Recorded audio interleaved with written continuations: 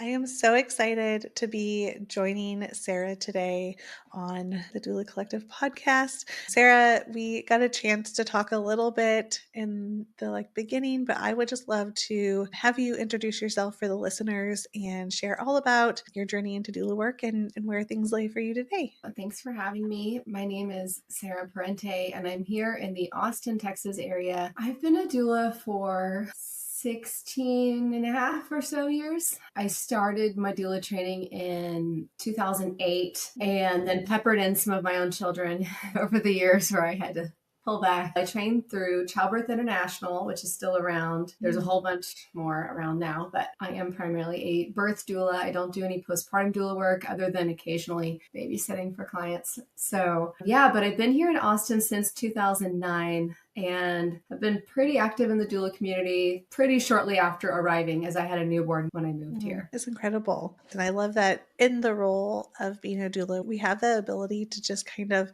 grow our family, grow in other areas as well. And so that is incredible of how long. Yeah. Well, I'm super excited for all the things we're going to get to talk about today.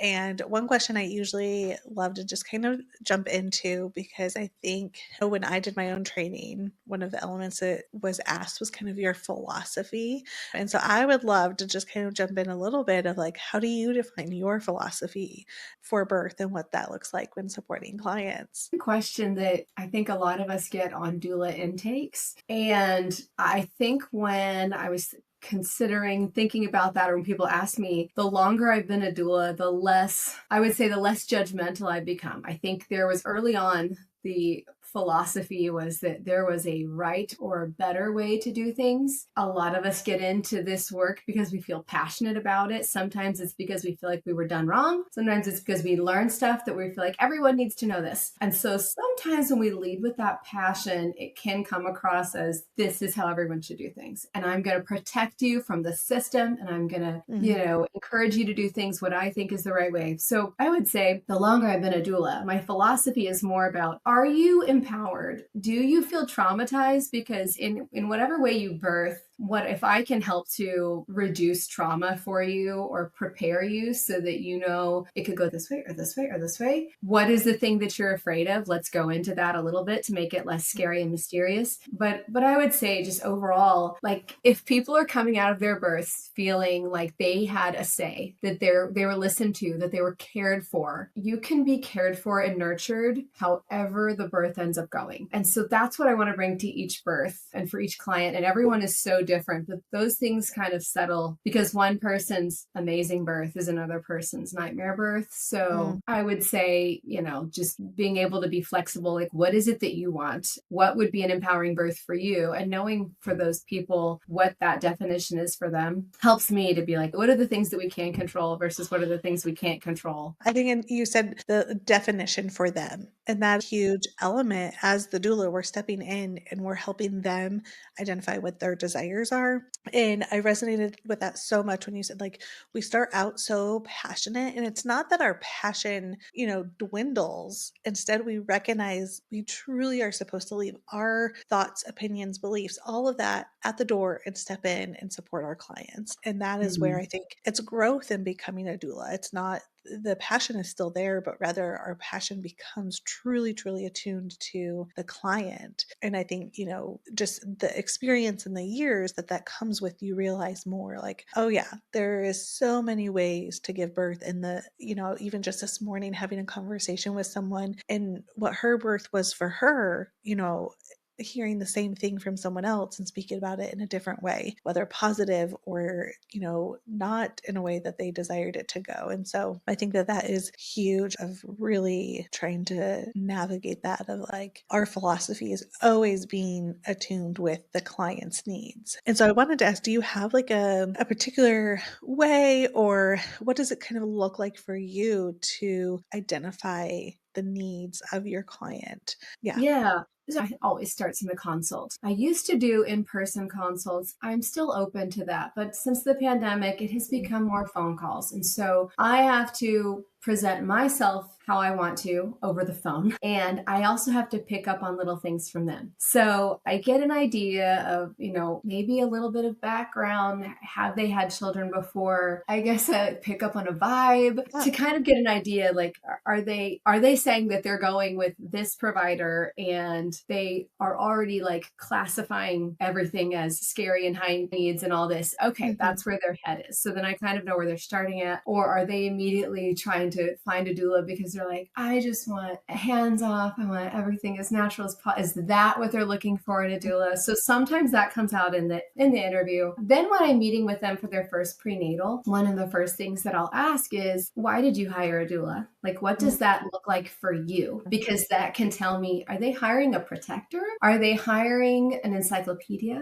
Are they hiring a masseuse? Like, and any Yeah. combination of those things, there are different things that I can provide and I can adjust depending on what they're wanting. But I first want to know, when you decide to hire doula, what did you think? Like, what were you hoping that would bring to your Mm. family, your experience? And then I will also ask, when you picture your ideal birth, what does that look like? And then I will Mhm. caveat that with, we cannot control all the things. So Mhm. I know that even though I'm asking you this, I know we cannot script your entire birth, but it's good for Yeah. me to know what is ideal in your mind so that I can think of the things that we can control, the things we can't control, and then Mhm. help prep you for that. Yeah, that is really cool and a great way to kind of then step in and make sure you are tailoring your support to that client and help them navigate. And sometimes I find that, well, I'm going to reverse a minute, but you said the vibe, which I mean, I think is funny. It's the language we use now, but it's all about reading the room, right? Like it's the same thing of reading the room and knowing those keywords that they're using because we have had to adjust from in-person consultations where you could feel the demeanor of their body and notice those things to now it's really in the language that is used, which I will say one of the best things that came with COVID was being able to go more virtual with our consultations. It gives so much more time back to doulas. I think is so huge, but we've had to also adapt what consultations look like because they're not getting the full you on a phone call. And so that is a huge change that has been both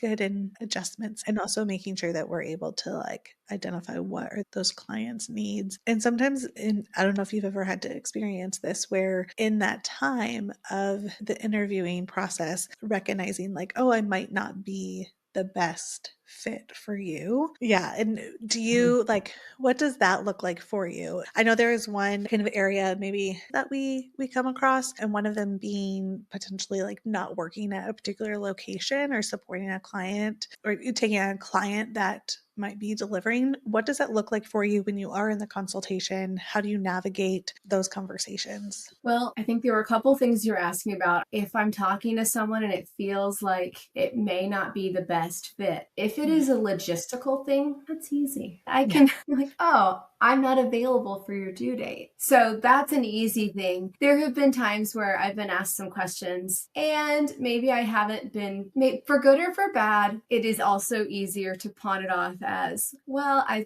think I might be a little bit full around your due date. I've Yeah. had people ask me incredibly inappropriate things or say things where I'm like, I don't want to work with you. And one time it was particularly bad and I was able to keep my wits about me for a second. Luckily, they couldn't see my face, but I was like, Mm-hmm. here are some doulas that might be a better fit for you. And I was able to list that. And then I got off the phone and cried. So, Oh, like, yeah. it can be bad. And so sometimes there's that just on the initial intake, like, do I Mhm. even want to work with them? Then there's the logistical, like you were mentioning, certain locations. Now, for years and years, I would go to any and every birth, which I think is also important. Great for experience, great for learning the different climates at different hospitals and knowing, like, how do doctors differ? Like, how do you Yeah. know a good doctor if you haven't worked with a doctor that you feel like is problematic? So there is an element of experience experience that you then get the understanding and wisdom from. So for years, it was, I'll go wherever, maybe not outside of Austin. A radius. Yeah, just because I wanted all the births I could get because, earlier on, it's harder sometimes to get clients. And, with kids situation, yeah, it was harder. And I was just kind of like, I'll take anything. A little over a year ago, I decided I'm only going to work at one hospital unless it's a repeat. And Mhm. I knew that that's a little bit snooty, come across as snooty. It was more of a sustainability thing for me. And I realized that instead of working with doctors that I had to mentally prep my clients for, they might want to do this. Here's the pros and cons of this. Like prepping them for battle was not my favorite thing. And there are doctors like that. And there's also doctors that are like that the clients are happy to go along with the ride, which is a great fit. If there's a doctor who wants to induce everybody and there's a client who is so happy to be induced, lovely fit. Like, Mhm. I don't need to get in the middle of that. They trust Yeah. their provider. They'll have a birth that they're happy with. But I can't remember if there was a catalyst birth, because sometimes that happens, where I was like, no, I don't need to do this anymore. So Mhm. I decided I really want to just work with practices that I know are giving evidence-based care to my clients so that I don't have to prep them for anything, that the stuff that is standard with these practices is what my clients are asking for. Yeah. And maybe it was a little bit of a treat to myself that I've been in the business so long that like I can do it. I'm not hurting for clients. And there are so many doulas out there that it is great for them to get all the different experience. And so I kind of really narrowed down where and with whom I would prefer to work with. Repeat clients get a pass. I will go wherever they are. And so, but it is nice having, like, I chose a hospital that I'm very familiar with, that the nurses know me, a lot of the providers know me. It is an easy straight shot getting home at 2 a.m. when I'm tired to my house. I Yeah. don't have to pay for parking. Just like Little those kinds of details. things kind of weighed in. I'm like, okay. And it was let me see if I put this out there, will I still get clients? And I did. And Yeah. so, and other people might do the same for other locations. Maybe that was helpful for other doulas to know that they can do this. And so, yeah, there have been people that I've had to say, oh, I'm sorry, I don't work at that location, but I always have someone else I can refer to or an Yeah. organization I can refer out to. But keeping that part of the business better for my physical time and mental health, as far as not working with doctors who will be hostile to me, that helps keep me still doing this, because we know that doula burnout is real for various reasons. And so that was something that was like a scary thing. Just like anytime we raise our rates and we're like, ooh, well, we still get hired, I still was able to get the referrals from those practices and still fill up my schedule with those. And Yeah. it's been great. And I'm happy to refer to the other wonderful doulas in Austin that can help other people. Yeah. And well, one, right, we always say there's a doula for every client, right? We're not designed to support everybody, but passion being that of sustainability for doulas. And that comes with when we know our boundaries, when we have, our own safety measures, because our mental health is also important to be able to do this. And I think, before I became a doula, I was kind of more in like the corporate world. And I think about that of it would be so unacceptable if you worked another job, whether it's a corporate job or whatever, to have a hostile coworker would not be acceptable. Mhm. And I think this is one of those like topics that sometimes not everyone's going to agree on, that you should or should not determine where you support clients at. But I do think that there is a huge importance in it, because it is your work environment as well, is Right. what you are showing up and doing every day. And I don't think it's something that happens overnight. It's something that the course and having experiences that you kind of come to a place where you're like, if I want to keep doing this, I have to start protecting myself. And that is my hope of like, especially new doulas or those, that have kind of gotten back into the field of, they recognize like you have to think of yourself first and then the support that you're going to provide. And that comes with setting those boundaries. It doesn't mean you're bad mouthing. It doesn't mean that, are doing any of this stuff, but you are setting that line in the sand for you. So I think huge. And I applaud you in it, because I think it would be easy to be like, well, if I can't serve everybody, then I'm going to throw in the towel. And that's just not realistic. And so I think that is great. And I hope that listeners can also hear the importance of it, to be able to like have that longevity, and the important point that you made that you really don't know the difference between doctors unless you've been doing it, and you have to be in those places. So don't just take because someone else says, I don't serve clients at this particular location, doesn't mean that you shouldn't step into it. And so, but that's is definitely something that in my team, my group, we have a lot of conversations about it because there are girls who've been doing it for a lot longer than the newer ones. And they're like, oh, I have a client that wants, or, a consult that wants to deliver here who would like to take her because I don't serve there. And so kind of walking through that, but making sure. And I make exceptions throughout the year. Sometimes it'll be someone I'll be like, you know what, I'll do that one. But then it gets to be like, I am choosing that. Mm, Yeah, it's been yeah. helpful, I think. And in that of that conversation of like boundaries and just the sustainability, what are other elements that maybe you include throughout to be able to continue what you're doing? Yeah, well, I have for years, it was really limiting how many births I did per year. So I've been doing it for a long time, but I haven't done full-time doula work.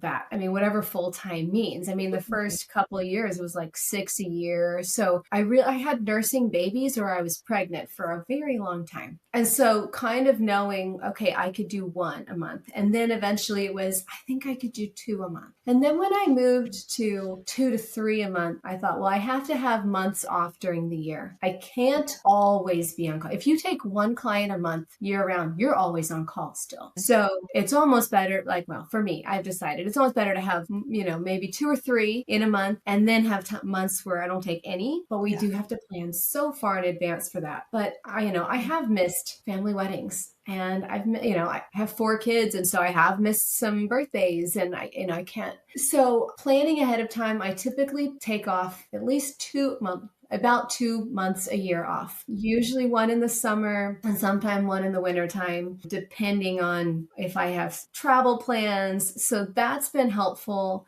Even last night, I had to check myself because I had a repeat call or email me that she's due in the same month. I already have 2 people due, but it is also the same month that my 5th grader has a graduation and my high schooler will graduate from high school. And it's the end of the year. And I thought, you know what? I normally do 3 per month. I need to not take Mhm. this third one, even though it's someone I know. That was like, I think I will hate myself later if I take this on and we're trying to have graduation parties and things like that. And I can't be present because I'm terrified that I'm going to have a client go into labor and I'll need a backup and all that. So yeah, definitely planning ahead for time that you can have breaks. And if that means like a season of time, if you have younger kids or if you're starting to feel burnt out, there will always be people having babies. So if you take a month or 2 or 3 off, you can just get back into it. And it's Mhm. important for us to not just burn out and try to take it all thinking that it's this scarcity mindset thing. That is so good. Yeah, and that's the thing is that we often don't realize when we transition into birth work, if you're coming from a different field or you're stepping into it, life is kind of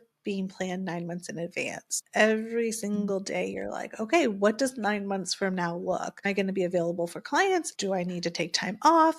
Like it's such a drastic change to like what other people get to do when they're like, oh, okay, well, at work, I just want to take request time off, whatever, like it is so different. And so you have to get into that, like, otherwise you find yourself and you're like, oh, wow, I need a break, but I'm not going to get a break for Ask 9 months. You anything.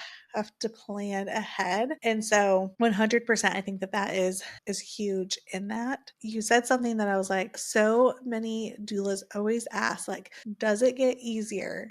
And so knowing that you've done it for 16 years and you said it, but that of like present and not worrying about when on call, who's going to call, when am I going to go, the anxiety of that. So hearing that a little bit, I don't want to make the assumption, but I know for me, it was the same of like, it was always like a brewing, it wasn't necessarily anxiety, but like always like the phone dinged and I'd always be like, is it a client? Like the sound, like it almost was like, ooh, is it right now? I don't want it to be a client because, we're in the middle of something, but also like, and so you said that, but how have you kind of put that over the years of knowing like any moment and being on call, but still having to like, I guess, balance that anxiety of when it's going to be time to go and what you might miss. Well, I would say it's still there a little bit, but the intensity has Yeah. decreased. I think there was, especially like the first few years, the excitement, like it's the same reason I used to go to people too soon. So that I would say that the intensity is less. I am always on call. My phone is always on. I don't do the do not disturb thing because I've had too many times when partner will call from a phone number that I don't have saved, or someone's water breaks really, really, really early. And I just still, so I'm a great emergency middle of the night person for my family members, but so it's always there. But I think it's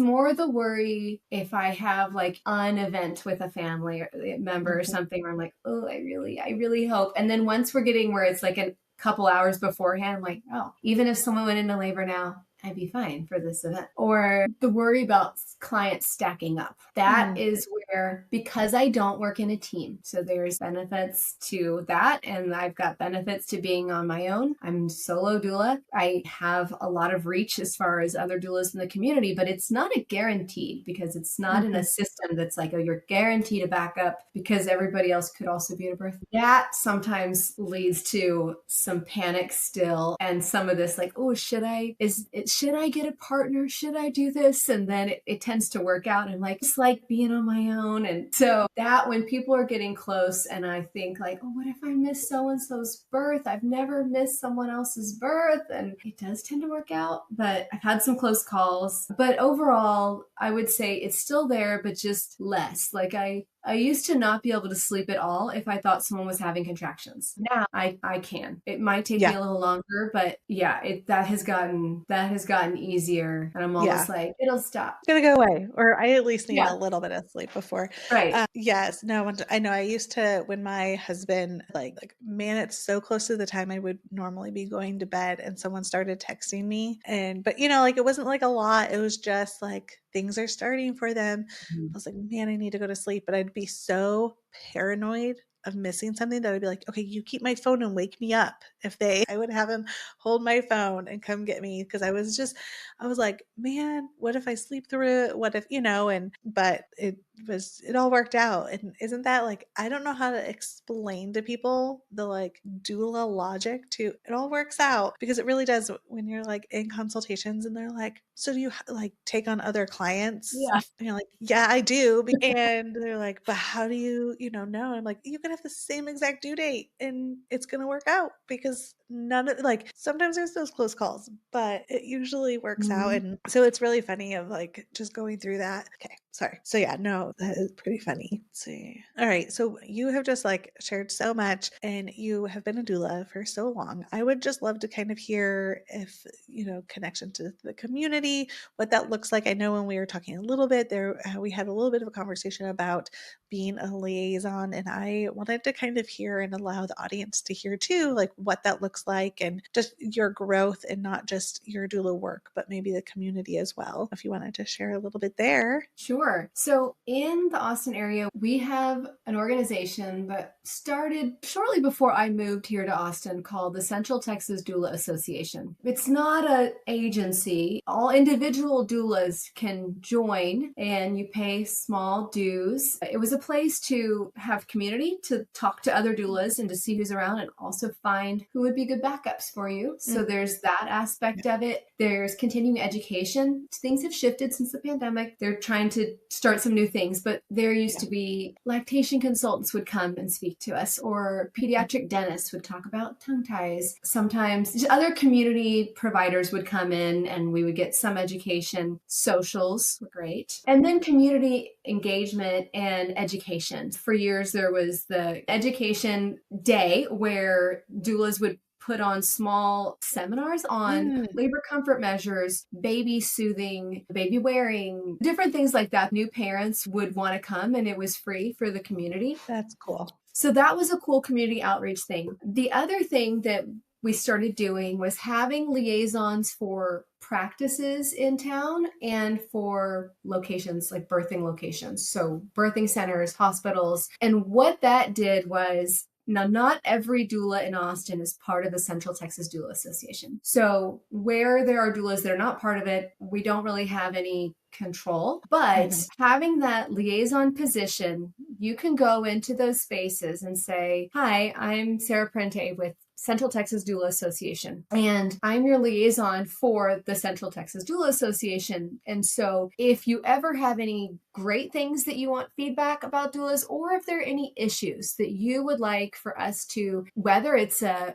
grievance, Mhm. sometimes it's a grievance, sometimes it's a not great thing, like, hey, we have a complaint, your doula did something wrong. And if they're part of this organization, then there's an ethics committee that can talk to that person and give them counseling and things. But it's more of just that, intermediary between the organization and what can we do? How can we make things easier for doulas also? So Mhm. one of the things that I was able to do was at the hospital that I mostly work at, I was the first doula allowed in the OR. Mhm. And there were a lot of wheels that had to get greased first. But between a charge nurse, an OBGYN, and myself, and people advocating, they were like, okay, this is a planned C-section, and she's going to know what to do, and she knows where to stand. And because of that, I was able to show the hospital, the people there, that there is a role for doulas in an OR. I Yeah. know it's a privilege to be able to be in an OR as a doula. There are sometimes things that calming down, talking, being there, holding a vomit bag,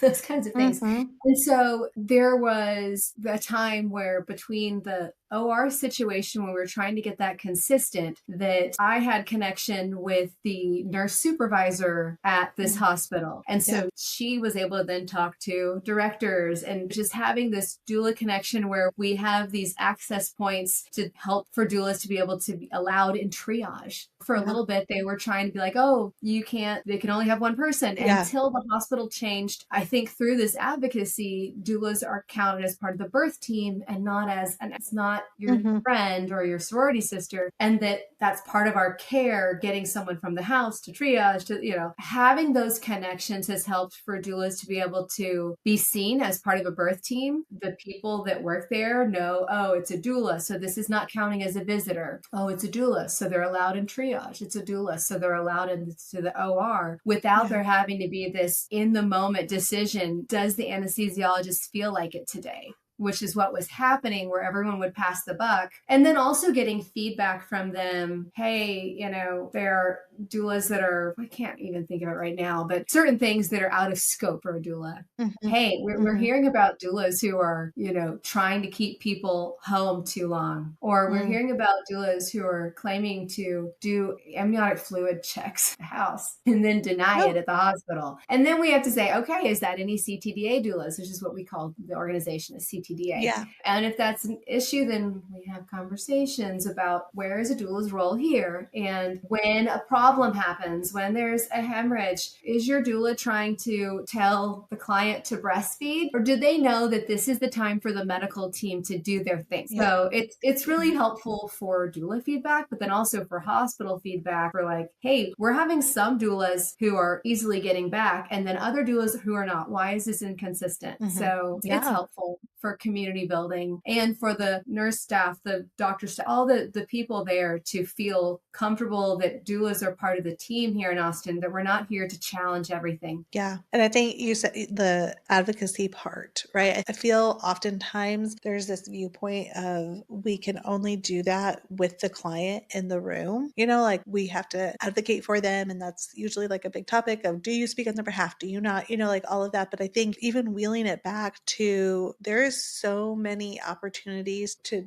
advocate for your client before even supporting your client and doing that. And that's connecting with the providers, opening dialogue, creating a space where it can go back and forth. And it might not happen overnight, that kind of consistent touch points and creating a space where I always like to say is walking into a situation and kind of asking the question of yourself, how can I provide? What can I provide? How can I help here? What can I do? And not just thinking of what can they do for me. And I think like when we step in and start that conversation in a different form, it really changes the way that sometimes locations and providers who are turned off by doulas start to be like, okay, maybe we can start having conversations and things slowly start to change. I was very spoiled of becoming a doula in the Dallas Fort Worth area. It's a lot, there was lots of doulas who went before me and created so much access for doulas to be able to do. And so it was a really really great community to grow up as a doula in. But it's so interesting to hear that of like what many others experience and to be reminded that we really have it lucky. Like we get a lot of options to support clients, and that's not always the case. There's still so much work to be done nationally in many other areas that they're just kind of like, like this is what we've done for a long time. So you don't need to come back, but being able Yeah. to show them. So that's really cool. Yeah, I mean, there was a time before I moved here where doulas were, I think, practically banned from certain hospitals because of some bad experiences. Yeah. So this organization really worked hard to put out, we have a scope of practice. We have like all these different forms that we can hand over, be like, as a CTDA doula, here we know our scope. So it Yeah. really puts reassurance to the people that are there that we're in a professional role, that we're not renegades or whatever. I mean, Yeah. some of the stuff is scrappy. Like March 2020, I was on phone calls in the like 10 p.m. with charge nurses who was then calling late at night the nurse supervisor because they were trying to not let doulas in because of the shutdown and new restrictions, and really pushing, like, hey, well, what about this? We've got someone coming in labor. And then even in the moment having that connection where I was able to say, hey, can you call this person, when I showed up at a hospital and the night shift hadn't been told that they were allowing doulas. And so they called this supervisor and she's like, yes, doulas can come. Yeah. But sometimes it's been a little scrappy in that way, trying to, make sure that like everyone gets the message. But it's been helpful, I think, for our community. And then especially, people step into these roles. I mean, we're just kind of claiming ourselves to be these liaisons within our own organization. Some of the hospitals that are not as doula friendly, that's a challenge. It's easier when they've become doula friendly, but there's some in Austin that still don't allow doulas in the OR, and that's going to take more advocacy and feeling confident enough to set a meeting with some kind of director or supervisor and lay out your reasons how it's been beneficial in hospitals and with client satisfaction or patient satisfaction to be able to have that continuity of care. Yeah, so huge, so big. And I think just to think about where we've come from to where we are and how much growth that there still is. And so I hope all the listeners can really also just take that and feel ownership in it and want to step in and be advocates in that of changing the lay of the land for those to come, not just doulas, but their clients and those who continue to have babies, because as you said, everyone's gonna, like, babies are going to be being born all the time. And so I think that is huge. And I would love, just kind of as we wrap up, if you have any like nuggets or tidbits that you want to leave maybe our doula listeners, of just something to build them up, to help them take and move forward and grow with. If you have anything you want to just share, it can be maybe something that you found the most resourceful or useful in your own journey, but I love to give them kind of that ability to take something away. Yeah, I mean, I guess I know we talked already about some sustainability. That was probably the biggest gift along the way that I've had, was not feeling like I had to go faster than I had strength, and also giving myself limits and allowing myself to make sure it works for me too. Because when you're in this kind of giving, caretaking role, it is easy, because it comes from such a heart space, to just put everything out there, and you just want to give, and you just want to give everything so that people can feel wonderful. And that can lead you to feeling empty. Making sure that it works for you as well, because you'll still get to be a doula. You'll still get to do what you love and what you're good at. And if it's working for the clients and it's working well for you, then you're going to be able to have more longevity in this job. Yes. Well, thank you so much for just sharing. You have so much wealth of knowledge, and I've grown just getting to talk with you. And I'm excited for the listeners to get to have enjoyed and connect with you further. I usually let them know, like, hey, drop us a question. If you have any, and we'll always get back to you. But we thank you so much for joining and just being a part of the doula community and world, and being a part of our journey. So we thank you, Sarah. Thank you for having me.